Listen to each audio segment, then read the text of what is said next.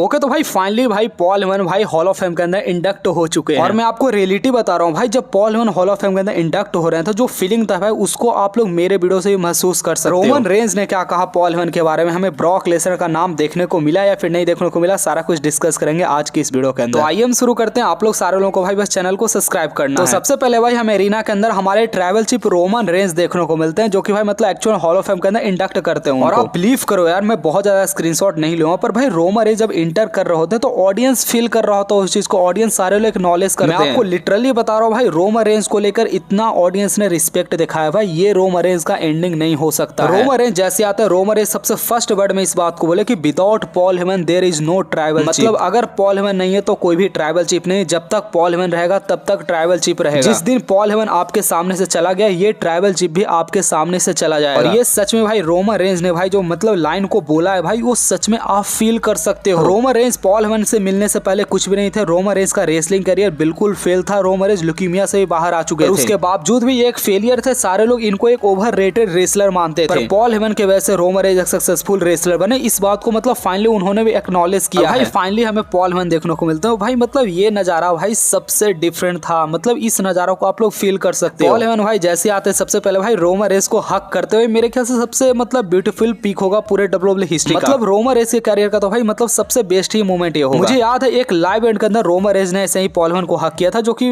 बहुत ज्यादा वायरल हुआ था उस टाइम। वैसे मैं आपको बता दूं बहुत सारे भाई ECW के भी लोग आए हुए थे पॉल हेमन को इंडक्ट करने के लिए, मतलब साथ में खड़े थे वहां। और भाई अगर हम लोग एरिना का बात करें तो भाई मतलब सारे ही रेसलर एरिना के अंदर खड़े थे, पूरा ब्लड लाइन के सारे मेंबर वहां पर थे। आप लोग जरा ये फोटो देखो यार, क्या ये फोटो आगे भाई कोडी रोड्स से पीछे, उनके पीछे मतलब जिमी उसो खड़े हैं। अभी जस्ट कोडी रोड्स ने भाई कुत्ता जैसा जिमी उसो को स्मैकडाउन को ऊपर मारा है, उसके बावजूद ही दोनों साथ में बैठे हुए हैं। मतलब भाई ये इस बात को फील दिलाता है कि मतलब भाई सारा चीज एक स्टोरी लाइन है। भाई सामने हमें CM पंक भी देखने को मिले, सामने हमें रॉक भी देखने को मिले, सारे रेसलर भाई सामने बैठे हुए थे। आप लोग यहाँ पर भाई स्टेफनी मैकमैन को भी देख सकते हो। आप लोग देख सकते हो ECW का मतलब वहाँ पर हैट पहन के बैठे हुए थे, ट्रिपल एच भी बैठे हुए थे। और हाँ, कोडी रोड्स की भाई वाइफ भी बैठे हुए, जस्ट मैंने अभी इनको मतलब नोटिस किया। इसके अलावा भाई आप लोग जे उसो को देख सकते हो, अपने बेटे के साथ यहाँ पर आए हुए थे। मतलब भाई मैं ऐसा कहना चाहता हूँ कि भाई यहाँ पर एक ऐसा एनवायरमेंट था भाई, मतलब कोई भी यहाँ पर स्टोरी लाइन था ही नहीं। जितने भी लोग थे भाई सिर्फ पॉल हेमन के लिए, मतलब सारे लोग एज ए फैमिली बैठे हुए थे, सारे लोग मतलब यहाँ पर चीयर कर रहे थे। पॉल हेमन भाई यहाँ पर हमें मतलब पुराना वाला लुक के अंदर देखने को मिलते हैं। ECW के टाइम पर पॉल हेमन जिस तरीके से लुक में रहते हैं, यहाँ पर भाई उन्होंने सबसे पहले ट्रिपल एच का नाम लिया कि ट्रिपल एच मेरा पॉल हेमन गाय हमेशा रहेगा। मैं काफी ज्यादा आभारी हूँ कि ट्रिपल एच की वजह से मुझे फाइनली हॉल ऑफ फेम के अंदर इंडक्ट होने का मौका मिला। भाई साथ ही साथ भाई आपको बिलीव न हो पर भाई पॉल हेमन ने भाई यहाँ पर ब्रॉक लेसनर का नाम लिया। ब्रॉक लेसनर भाई वो रेसलर भाई जिनको पॉल हेमन का मतलब इंट्रो के अंदर दिखाया नहीं गया था, मतलब उनका जो ट्रेलर था हॉल ऑफ फेम का उनके अंदर दिखाया भी नहीं गया। पर भाई वही बात है ना यार, मतलब पॉल हेमन और ब्रॉक लेसनर भाई एक ऐसा जोड़ी है मतलब जिसको हर जगह आपको मेंशन करना जरूरी है। पॉल हेमन बताते कि जब वो ECW कंपनी से जब वो WWE कंपनी के अंदर आए तो ब्रॉक लेसनर उनके सबसे बेस्ट क्लाइंट बने। ब्रॉक लेसनर की वजह से उनको एक मतलब नेक्स्ट लेवल का मुकाम WWE कंपनी के अंदर मिला। भाई ECW कंपनी के अंदर अगर आपको नहीं पता तो भाई RVD मतलब पॉल हेमन गायब हुआ करते थे। और मेरे ख्याल से भाई अगर मैं गलत हूं तो भाई RVD भी यहाँ पर एक्चुअली आए हुए थे हॉल ऑफ फेम के अंदर। उसके बाद भाई इन्होंने रोमन रेंज का भी नाम लिया, इन्होंने CM पंक का भी नाम लिया। भाई सेम वही अंदाज। रोमन रेंज वो बंदा है भाई जिन्होंने अपना कैरेक्टर को ब्रेक कर दिया, पर भाई पॉल हेमन ने अभी भी कैरेक्टर को ब्रेक नहीं किया। अंडरटेकर जैसे बड़े लेजेंड ने भाई अपने कैरेक्टर को ब्रेक किया हॉल ऑफ फेम के अंदर, पर भाई पॉल हेमन नहीं कर पाया। वैसे भाई पॉल हेमन अपने फैमिली के बारे में बात करते हैं, अपने फादर के बारे में बात करते हैं, स्पेशली कोडी रोड्स के फादर के बारे में बात करते हैं। मतलब वो पूछते भी कि कोडी रोड्स कहाँ है तो कोडी रोड्स अपना वहां पर हाथ भी मिलाते हैं। आप बिलीव कर सकते हो ये क्या नजारा, मतलब भाई कल कोडी रोड्स हराने वाले हैं रोमन रेंज को, कल कोडी रोड्स और पॉल हेमन एक दूसरे के सामने खड़ा होंगे। आज ये दोनों बंदे एक दूसरे के सामने खड़ा है, एक दूसरे के मतलब फादर का तारीफ ये कर रहे हैं। ये बात भाई सच में फील करने लायक था। मतलब भाई एक अलग लेवल का इन्वायरमेंट यहाँ पर मतलब क्रिएट हो गया। वैसे भाई पॉल हेमन जाते जाते भाई बहुत सारे मोटिवेशन भी देखिए, आपको अपने लाइफ में कभी हार नहीं मानना चाहिए, हमेशा अपने लाइफ से आपको फाइट करना चाहिए। मुझे भी अपने लाइफ में बहुत सारे ऐसे लोग मिले जो कि मुझे पीछे खींचने का कोशिश कर रहे थे, पर उसके बावजूद मैं मतलब आज यहाँ पहुंच गया। भाई मैं सही बता रहा हूँ यार, मैं दिल से बोलता हूँ यार, मैं सबसे ज्यादा रिस्पेक्ट अगर किसी का करता हूँ तो भाई मैं पॉल हेमन का करता हूँ। पॉल हेमन भाई एक रेसलर ना होने के बावजूद भी भाई जितना रेसलिंग मतलब वर्ल्ड के अंदर भाई ये पॉपुलर है, ऐसा पॉपुलर कोई है ही नहीं। पॉल हेमन भाई सिर्फ एक ट्राइबल चीफ को मैनेज करने वाले नहीं है भाई, पॉल हेमन भाई एक एडवोकेट है, एक राइटर है, एक प्रोड्यूसर है, एक डायरेक्टर, एक कमेंटेटर है, मतलब इसके अलावा भाई बहुत सारे और भी चीज है जो कि पॉल हेमन के पास है। भाई मैं क्या बोलूं भाई, पॉल हेमन भाई एक लेजेंड है, मतलब इनके बारे में जितना तारीफ करूं भाई वो कम है। वैसे इसके बाद भाई हमें हॉल ऑफ फेम के अंदर भाई हमें अंडरटेकर भी देखने को मिले थे जो कि मोहम्मद अली की मतलब वाइफ के साथ यहाँ पर मिले भी थे। भाई यहाँ पर पूरा ब्लड लाइन आया हुआ था भाई, आप लोग देख सकते हो भाई रिकी सी वगैरह सारे लोग मतलब यहाँ पर आए हुए थे। मेरे ख्याल से भाई मोहम्मद अली को हॉल ऑफ फेम के अंदर शायद से भाई रॉक ने इंडक्ट किया था, रॉक हमें देखने को मिले थे वहाँ। और भाई ये शो ओवरऑल भाई बहुत अच्छा था। मैं पूरा शो को तो कवर नहीं कर सकता, ऑब्वियस बात है भाई, मतलब अभी रेसलमेनिया का सीजन है तो क्यों ही कवर करूं। भाई बहुत अच्छा एक इन्वायरमेंट था भाई यहाँ पर पॉल हेमन ने भाई सीएम पंक का भी यहाँ पर जिक्र किया। वैसे आपको कैसा लगा भाई हॉल ऑफ फेम, सारे लोग कमेंट बता सकते हैं। साथ ही भाई सारे लोग चैनल को सब्सक्राइब करके सारे लोग वीडियो को लाइक कर दीजिए। और हाँ, सारे लोग भाई थैंक यू पॉल हेमन भाई कमेंट सेक्शन के अंदर लिखना मत भूलिएगा।